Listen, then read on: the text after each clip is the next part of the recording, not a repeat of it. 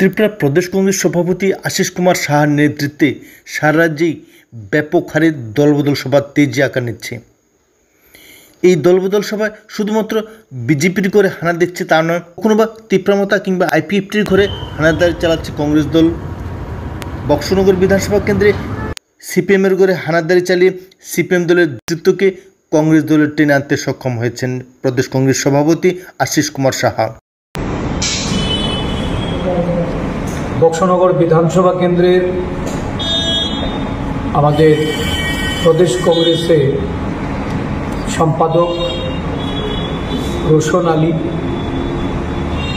ওনার উদ্যোগে অবসরপ্রাপ্ত শিক্ষক, একজন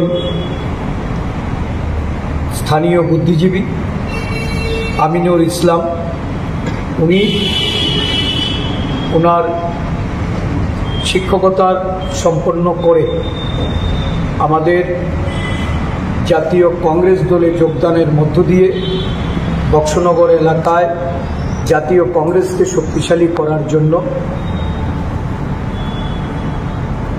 প্রদেশ নেতৃত্বের কাছে উনি ওনার এই আবেদন করেছিলেন। এর পরিপ্রেক্ষিতে আজকে উনি আমাদের দলে যোগদান করেছেন। ওনার সাথে মোহাম্মদ শাহিন এই বক্সনগর থেকে সক্রিয়ভাবে কাজ করার জন্য কংগ্রেস দলে যোগদান করেছেন।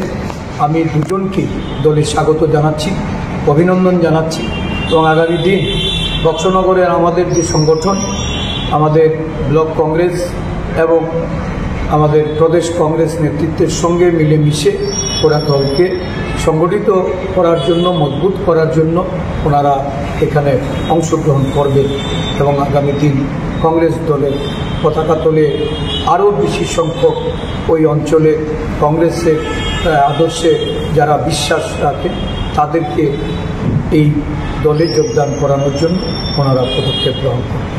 ধন্যবাদ।